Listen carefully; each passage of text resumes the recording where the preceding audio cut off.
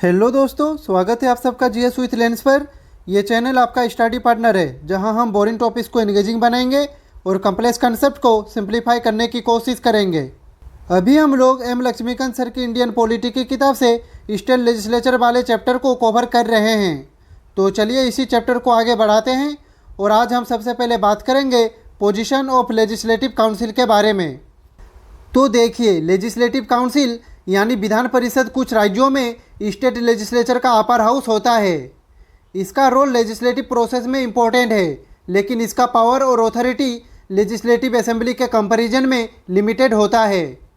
तो चलिए इस स्लाइड में हम समझते हैं the areas where legislative council is equal to the legislative assembly, यानी उन एरियाज को जहां लेजिस्लेटिव काउंसिल का स्टेटस लेजिस्लेटिव असेंबली के बराबर होता है। यहाँ पे इसका पहला पॉइंट है ऑर्डिनरी बिल। तो देखिए, ये बिल दोनों हाउसेज यानी कि लेजिस्लेटिव असेंबली और लेजिस्लेटिव काउंसिल में इंट्रोड्यूस और पास किए जा सकते हैं, लेकिन अगर दोनों हाउसेज के बीच डिसएग्रीमेंट होता है तो असेंबली का डिसीजन फाइनल माना जाता है। तो यहाँ लेजिस्लेटिव काउंसिल का रोल है, लेकिन फाइनल अथॉरिटी असेंबली के पास होती है। यहाँ पे अगला पॉइंट है ऑर्डिनेंसेज का अप्रूवल।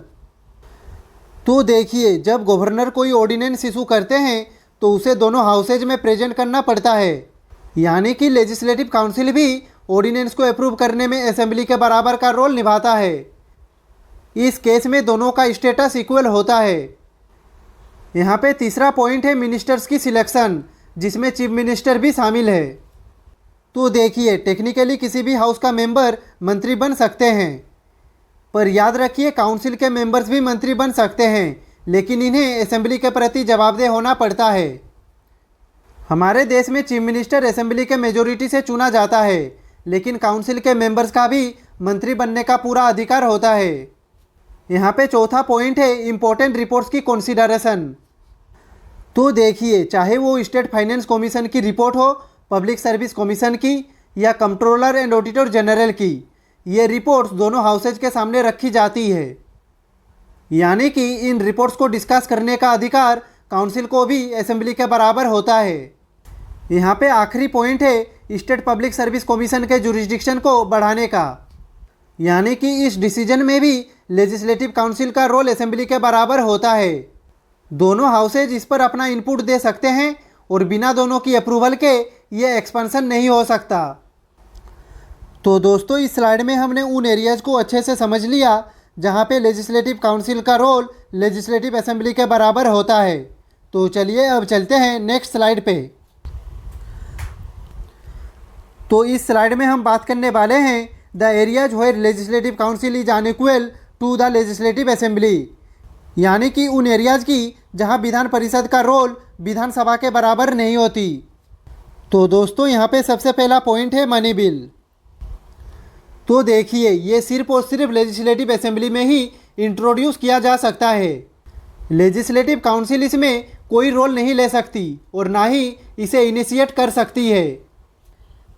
यहाँ पे नेक्स्ट पॉइंट है legislative council has no power to reject money bill but can suggest amendments within 14 days, यानी कि काउंसिल के पास मनी बिल को रिजेक्ट करने का कोई अधिकार नहीं होता। वो बस कुछ सजेशंस दे सकती है, वो भी सिर्फ 14 दिन के अंदर। लेकिन याद रखिए, असेंबली चाहे तो उन्हें मान सकती है या इग्नोर भी कर सकती है। यहाँ पे नेक्स्ट पॉइंट है assemblies word is final on money bill and ordinary bill. तो देखिए, मनी बिल हो या ऑर्डिनरी बिल, फाइनल डिसीजन हमेशा असेंबली का ही होता है। यहाँ पे अगर लेजिस्लेटिव काउंसिल डिसएग्री करे तो भी असेंबली का ही वर्ड फाइनल माना जाता है। यहाँ पे नेक्स्ट पॉइंट है council has no budget vote rights, can only discuss but cannot vote on grants. तो देखिए, बजट के मामले में भी काउंसिल की पावर लिमिटेड है। काउंसिल सिर्फ चर्चा कर सकती है, लेकिन ग्रांट्स पर वोट करने का कोई अधिकार नहीं है, यानी कि वोटिंग का पूरा राइट सिर्फ असेंबली के पास होता है। नेक्स्ट पॉइंट है council cannot move no confidence motion, यानी काउंसिल किसी भी तरह से काउंसिल ऑफ मिनिस्टर्स को हटा नहीं सकती। नो कॉन्फिडेंस मोशन सिर्फ विधानसभा में ही लाया जा सकता है और इसीलिए काउंसिल ऑफ मिनिस्टर सिर्फ असेंबली के प्रति जवाबदेह होते हैं। नेक्स्ट है, if council bill is rejected by the assembly then it dies. यानी कि अगर कोई बिल काउंसिल पास करती है लेकिन असेंबली उसे रिजेक्ट कर देती है तो वो बिल वही ख़त्म हो जाता है। यानी कि असेंबली की अप्रूवल के बिना काउंसिल के बिल का कोई फ्यूचर नहीं होता। नेक्स्ट पॉइंट है, council has no participation in presidential and Rajya Sabha elections. यानी कि काउंसिल के मेंबर्स का प्रेसिडेंट या राज्यसभा के इलेक्शंस में कोई रोल नहीं होता। यहाँ पे सिर्फ असेंबली के इलेक्टेड एमएलएज ही वोट करते हैं। नेक्स्ट पॉइंट है, no role of council in constitutional amendments. तो देखिए, कॉन्स्टिट्यूशनल अमेंडमेंट बिल्स के प्रोसेस में भी लेजिस्लेटिव काउंसिल का कोई रोल नहीं होता। नेक्स्ट पॉइंट है, it can be abolished by parliament on assembly's recommendation. तो दोस्तों, सबसे इम्पोर्टेंट पॉइंट ये है कि काउंसिल खुद भी परमानेंट नहीं होती। अगर लेजिस्लेटिव असेंबली चाहे तो पार्लियामेंट को रिकमेंडेशन भेजकर काउंसिल को एबोलिश भी करवा सकती है। तो दोस्तों, ये थे कुछ इंपॉर्टेंट एरियाज जहां लेजिस्लेटिव काउंसिल लेजिस्लेटिव असेंबली के बराबर नहीं होती। तो चलिए अब चलते हैं नेक्स्ट स्लाइड पे। तो दोस्तों, इस स्लाइड में हम डिस्कस करने वाले हैं comparison of legislative council with Rajya Sabha. तो देखिए, ये दोनों ही अपर हाउसेज है, एक पार्लियामेंट का और दूसरा स्टेट लेजिस्लेचर का, लेकिन इनकी पावर्स और इम्पोर्टेंस में काफ़ी फ़र्क है। तो चलिए देखते हैं इनका बेसिक कंपैरिजन। तो देखिए, Rajya Sabha is equal to Lok Sabha except in financial matter, but legislative council is subordinate to assembly. यानी कि राज्यसभा का स्टेटस लोकसभा के ऑलमोस्ट बराबर है। चाहे बिल पास करना हो या कॉन्स्टिट्यूशनल अमेंडमेंट, राज्यसभा का रोल उतना ही इम्पोर्टेंट होता है।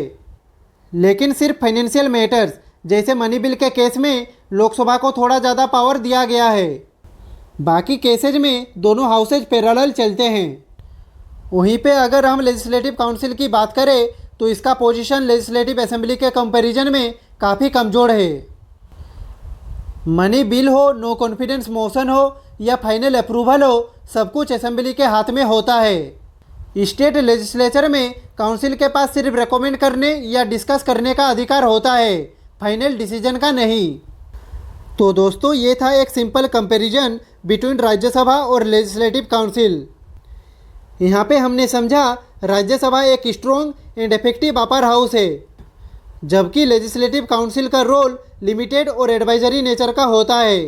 तो चलिए अब चलते हैं नेक्स्ट स्लाइड पे। तो इस स्लाइड में हम समझने वाले हैं reasons for weakness of council, यानी कि विधान परिषद अपने स्टेट के अंदर ही इतनी लिमिटेड और कमज़ोर क्यों होती है। तो देखिए, चाहे उसका स्ट्रक्चर हो, कंपोजिशन हो या उसके पावर्स, कई ऐसे फैक्टर्स हैं जो उसकी ऑथोरिटी को वीक बना देते हैं। तो चलिए एक एक पॉइंट को सिंपल तरीके से समझने की कोशिश करते हैं। यहाँ पे सबसे पहला रीजन है फेडरल कैरेक्टर का एब्सेंस। तो देखिए, राज्यसभा को बनाया गया था स्टेट्स को सेंटर में रिप्रेजेंट करने के लिए, इसलिए इसका पोजीशन स्ट्रॉन्ग है। लेकिन लेजिस्लेटिव काउंसिल कोई फेडरल बॉडी नहीं है। इसका रोल सिर्फ एक ऑक्सिलरी चैम्बर तक सीमित है, जो उसकी ऑथोरिटी को नेचुरली वीक बना देता है। यहाँ पे दूसरा रीजन है कंपोजिशन। तो देखिए, लेजिस्लेटिव काउंसिल के मेंबर्स मिक्स्ड होते हैं, कुछ इलेक्टेड और कुछ नॉमिनेटेड। इस वजह से उसकी डेमोक्रेटिक स्ट्रेंथ और लेजिटिमेसी लो हो जाती है। वहीं पे अगर राज्यसभा की बात करें तो उसके मेजॉरिटी मेंबर्स इलेक्टेड होते हैं, जो उसे ज़्यादा अकाउंटेबल और रिप्रेजेंटेटिव बनाता है। यहाँ पे तीसरा पॉइंट है काउंसिल का पैसिव रोल। तो देखिए, जैसे ब्रिटिश सिस्टम का हाउस ऑफ लॉर्ड्स है, वैसे ही काउंसिल भी एक डिलेइंग चैम्बर के रूप में काम करती है। उसके पास कोई इफेक्टिव वेटो पावर नहीं होती, सिर्फ सजेशंस देना या डिले करना उसका प्राइमरी फंक्शन है, जो उसे नेचुरली वीक और इनइफेक्टिव बनाता है। तो दोस्तों, ये थे कुछ इंपॉर्टेंट रीजन्स जो लेजिस्लेटिव काउंसिल को एक कमज़ोर और सेकेंडरी हाउस बनाता है। जहां राज्यसभा सेंट्रल लेवल पर एक पावरफुल बॉडी है, वहीं लेजिस्लेटिव काउंसिल का रोल लिमिटेड, एडवाइजरी और डिले ओरिएंटेड होता है। इसी वजह से कई स्टेट्स ने काउंसिल को एबोलिश भी कर दिया है और कई जगह इसका एग्जिस्टेंस सिर्फ फॉर्मेलिटी के रूप में रह गया है। तो चलिए अब चलते हैं नेक्स्ट स्लाइड पे। तो अब हम बात करने वाले हैं प्रिविलेजेस ऑफ स्टेट लेजिस्लेचर। तो देखिए, जब स्टेट लेजिस्लेचर अपना काम करती है जैसे डिबेट्स, क्वेश्चनिंग, बिल पासिंग या मोशंस, तो उस प्रोसेस को स्मूथ और इंडिपेंडेंट बनाने के लिए कॉन्स्टिट्यूशन ने उनको कुछ स्पेशल राइट्स और इम्यूनिटीज़ दिए हैं। इन्हें ही हम कहते हैं लेजिस्लेटिव प्रिविलेजेस। ये प्रिविलेजेस ऑर्डिनरी सिटीजन्स के पास नहीं होते, सिर्फ लेजिस्लेटर्स और लेजिस्लेचर्स को दिए जाते हैं ताकि वो किसी भी एक्सटर्नल प्रेशर या इंटरफेरेंस के बिना अपना कॉन्स्टिट्यूशनल रोल पूरा कर सके। इस स्लाइड में हम समझने वाले हैं सिर्फ और सिर्फ कलेक्टिव प्रिविलेजेस के बारे में। तो देखिए, ये वो राइट्स होते हैं जो एंटायर हाउस यानी लेजिस्लेटिव असेंबली या लेजिस्लेटिव काउंसिल को मिलते हैं एज ए बॉडी। इनका पर्पज होता है हाउस की डिग्निटी, इंडिपेंडेंस और फंक्शनिंग को प्रोटेक्ट करना, जैसे कि सीक्रेट सेशन रखना, आउटसाइडर्स को हटाना, अपने मेंबर्स को डिसिप्लिन करना या इंक्वायरी कंडक्ट करना। ये सब कलेक्टिव प्रिविलेजेस के अंडर आते हैं। एक इम्पोर्टेंट बात दोस्तों, अगर आपको पीडीएफ से रिलेटेड कुछ भी जानकारी चाहिए तो आप डिस्क्रिप्शन पे जा सकते हैं। तो चलिए अब हम एक एक करके सारे कलेक्टिव प्रिविलेजेस को समझते हैं। यहाँ पे पहला कलेक्टिव प्रिविलेज है रिपोर्टिंग और पब्लिश का अधिकार। तो देखिए, स्टेट लेजिस्लेचर अपने डिबेट्स, रिपोर्ट्स और प्रोसीडिंग्स को पब्लिश कर सकती है। अगर ज़रूरत हो तो वो मीडिया या किसी व्यक्ति को उन्हें पब्लिश करने से रोक भी सकती है, यानी पब्लिकेशन पर फुल कंट्रोल उनका होता है। यहाँ पे दूसरा प्रिविलेज है स्ट्रेंजर्स को बाहर निकालना और ज़रूरत पड़ने पर सीक्रेट सेशंस कंडक्ट करना। तो देखिए, अगर हाउस को लगे कि डिस्कशन सेंसिटिव है तो वो आउटसाइडर्स को हटाकर क्लोज डोर मीटिंग रख सकती है पूरे कॉन्फिडेंशियलिटी के साथ। यहाँ पे तीसरा पॉइंट है make rules for procedure and business, यानी कि लेजिस्लेचर अपने प्रोसीजर और डेली बिजनेस के रूल्स खुद बनाती है। लेजिस्लेचर में कौन बोलेगा, कैसे बोलेगा, किस इशू पर डिस्कशन होगा, ये सब डिसीजंस उनके बनाए हुए रूल्स के अकॉर्डिंग होते हैं। नेक्स्ट प्रिविलेज है to punish members and outsiders, यानी कि चौथा प्रिविलेज है डिसिप्लिनरी एक्शन का।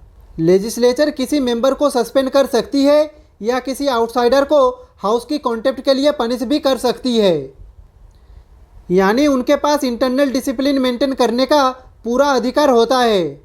यहाँ पे नेक्स्ट है to access info on member arrest और रिलीज। तो देखिए, अगर किसी एमएलए को अरेस्ट किया जाता है या जेल से रिलीज किया जाता है तो लेजिस्लेचर को तुरंत इन्फॉर्म करना ज़रूरी होता है। ये प्रिविलेज इंश्योर करता है कि हाउस की अपने मेंबर्स की स्टेटस की पूरी जानकारी हो। यहाँ पे नेक्स्ट प्रिविलेज है इंक्वायरी और समनिंग का। तो देखिए, लेजिस्लेचर किसी भी इशू पर इन्वेस्टिगेशन कर सकती है, विटनेसेस को बुलवा सकती है और डॉक्यूमेंट्स की डिमांड कर सकती है, बिल्कुल कोर्ट जैसे पावर्स के साथ। नेक्स्ट है no court inquiry into legislative proceedings, यानी कि लेजिस्लेचर के प्रोसीडिंग्स में कोर्ट्स इंटरफेयर नहीं कर सकती। जो भी डिबेट, मोशन या डिस्कशन हाउस के अंदर होता है उस पर कोर्ट इंक्वायरी या जुडिशियल रिव्यू नहीं होता। नेक्स्ट है नो अरेस्ट और लीगल नोटिस विदाउट परमिशन। तो देखिए, हाउस के सेशन के दौरान किसी भी मेंबर को बिना परमिशन के अरेस्ट नहीं किया जा सकता और ना ही उन्हें कोर्ट के सामन या लीगल नोटिस भेजा जा सकता है जब तक प्रिसाइडिंग ऑफिसर की अप्रूवल ना हो। तो दोस्तों, इस स्लाइड में हमने कलेक्टिव प्रिविलेजेस को अच्छे से समझ लिया। अब चलते हैं नेक्स्ट स्लाइड पे। तो दोस्तों, इस स्लाइड में हम डिस्कस करने वाले हैं इंडिविजुअल प्रिविलेजेस के बारे में। तो देखिए, ये वो स्पेशल राइट्स होते हैं जो हर एक मेंबर ऑफ स्टेट लेजिस्लेचर को मिलते हैं ताकि वो अपने लेजिस्लेटिव ड्यूटीज को बिना किसी दिक्कत के एफिशिएंटली कर सके। इन प्रिविलेजेस का मकसद होता है मेंबर्स की पर्सनल प्रोटेक्शन और फ्रीडम को इंश्योर करना। तो यहाँ पे सबसे पहला इंडिविजुअल प्रिविलेज है नो अरेस्ट। मतलब किसी मेंबर को सेशन के 40 दिन पहले या बाद सिविल केसेज में अरेस्ट नहीं किया जा सकता बिना हाउस की परमिशन के। ये उनकी सेफ्टी और इंडिपेंडेंस को प्रोटेक्ट करता है ताकि वो अपना काम बिना डर के कर सके। दूसरा इम्पोर्टेंट प्रिविलेज है फ्रीडम ऑफ स्पीच। तो देखिए, लेजिस्लेचर के अंदर मेंबर्स अपनी बात बिना किसी लीगल डर के ओपनली रख सकते हैं। जो भी वो हाउस में बोलते हैं उसके खिलाफ कोई भी लीगल एक्शन नहीं हो सकता। ये उनको फुल फ्रीडम देता है अपने विचार रखने का। यहाँ पे तीसरा पॉइंट है जूरी एग्जम्पशन, यानी सेशन के दौरान कोई मेंबर को किसी कोर्ट या लीगल अथॉरिटी के द्वारा विटनेस के रूप में बुलाया नहीं जा सकता। यह प्रिविलेज उनकी लेजिस्लेटिव ड्यूटीज़ को डिस्टर्ब होने से बचाता है। तो दोस्तों, यहाँ पे हम लोगों का स्टेट लेजिस्लेचर वाला चैप्टर ख़त्म होता है। नेक्स्ट वीडियो में हम शुरू करने वाले हैं हाईकोर्ट वाले चैप्टर को। तो आज के लिए बस इतना ही। अगर आपका आज के वीडियो से रिलेटेड कुछ भी डाउट हो तो आप कमेंट बॉक्स में पूछ सकते हैं।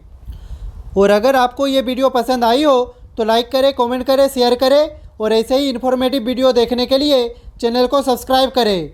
मिलते हैं नेक्स्ट वीडियो में, तब तक के लिए खुश रहिए, स्वस्थ रहिए। जय हिंद, वंदे मातरम, भारत माता की जय, हर हर महादेव।